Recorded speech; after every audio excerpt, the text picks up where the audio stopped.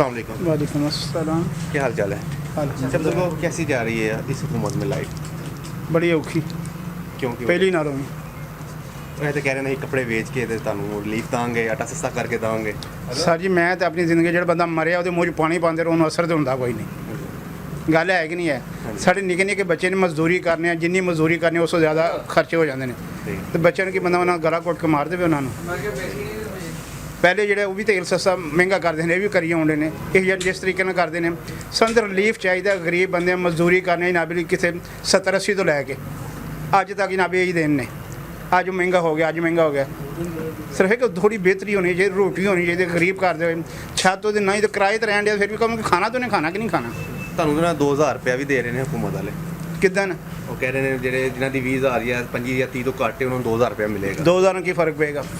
ਤੁਸੀਂ ਇੱਕ ਮਹਿਮਾਨ ਆਏ ਜਨਾਬ ਵੀਰੇ ਦੱਸਣ ਦੇ 2000 ਰੁਪਏ ਕਿਲੋ ਤੇ ਛੋਟਾ ਗੋਸ਼ਤ। ਚਲੋ ਗਰੀਬ ਆਦਮੀ ਉਹ ਤਾਂ ਨਹੀਂ ਲੈਂਦਾ, ਵੱਡਾ ਵੀ 1200 ਦੇਣ ਦੇ ਨੇ। ਅੱਗੋਂ ਮਹਿੰਗਾਈ ਹੈ ਜਨਾਬ ਵੀਰੇ।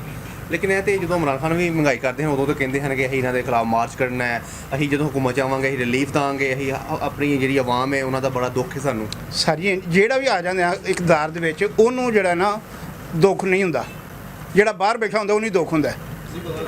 ਅੱਗੇ ਬਜਟ ਆਉਂਦਾ ਸੀ ਸਾਲ ਬਾਅਦ, ਜਿਉਂ ਦੇ ਅਸੀਂ ਪੈਦਾ ਹੋਏ ਹਾਂ ਸਾਲ ਬਾਅਦ 1 ਰੁਪਇਆ 2 ਰੁਪਏ ਤੇਲ ਵੱਧਦਾ ਸੀ, ਉਸ ਹਿਸਾਬ ਨਾਲ ਮਹਿੰਗਾਈ ਹੁੰਦੀ ਸੀ। ਹੁਣ ਜਿੰਨਾ ਤੇਲ ਵੱਧਦਾ ਉਸ ਹਿਸਾਬ ਕहीं ਮਹਿੰਗਾਈ ਹੁੰਦੀ ਹੈ। ਕਿਆ ਮਜ਼ਦੂਰ ਦੀ ਮਜ਼ਦੂਰੀ ਉਨੀ ਵੱਧ ਜਾਂਦੀ ਹੈ? ਕੋਈ ਉਮੀਦ ਹੈ ਇਸ हुकूमत से? सर जी अल्लाह तो अलावा किसी से कोई उम्मीद नहीं। कोई उम्मीद नहीं है? नहीं सर। शुक्रिया। तो वीडियो लाइक करना मत भूलिएगा, सब्सक्राइब बटन पर क्लिक करें और बेल के निशान पर भी क्लिक करें ताकि हर वीडियो आपको मिल सके। अपना ख्याल रखिएगा। अल्लाह हाफ़िज़।